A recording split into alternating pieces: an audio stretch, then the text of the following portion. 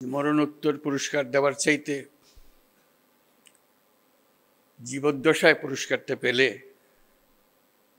যে আনন্দ দেশের জন্য এবং পরিবারের জন্য, ব্যক্তির জন্য, তা মরণোত্তর পুরস্কারে পাওয়া যায় না। যাকে আমরা সম্মান দেখাচ্ছি তিনি আমাদের সঙ্গে নেই। আমরা যেন আগামীতে এটা একটা নিয়ম করতে পারি যে যাদের মরণোত্তর দেওয়ার তাদের পালা শেষ করে দিয়ে পর থেকে শুধু জীবিত অবস্থায় যারা আছেন তাদেরকে আমরা পুরস্কার দিই, তাদের প্রতি সম্মানটা আমরা দিই।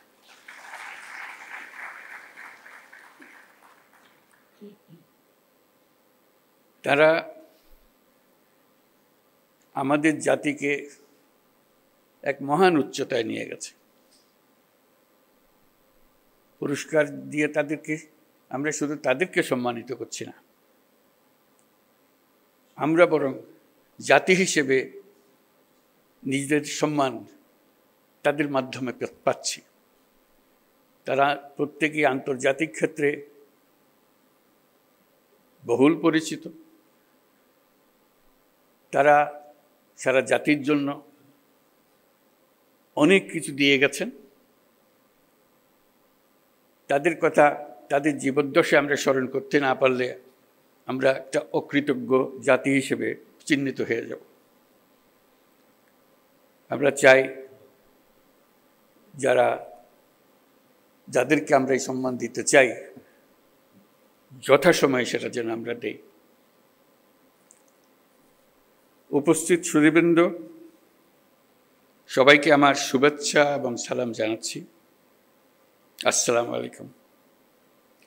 আজ 25শে মার্চ মানব সভ্যতার ইতিহাসে কলঙ্কিত এক হত্যাযজ্ঞের দিন।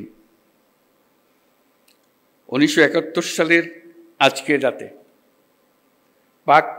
পাক হানাদার বাহিনী নিরস্ত্র ঘুমন্ত বাঙালির উপর নির্মমভাবে গুলি চালিয়ে হাজারো মানুষকে হত্যা করে।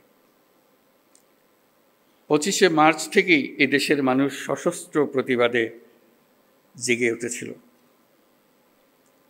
9 মাসের যুদ্ধের মধ্য দিয়ে স্বাধীন হয় বাংলাদেশ। আজকের দিনে গভীর শ্রদ্ধার সঙ্গে স্মরণ করছি স্বাধীনতা যুদ্ধে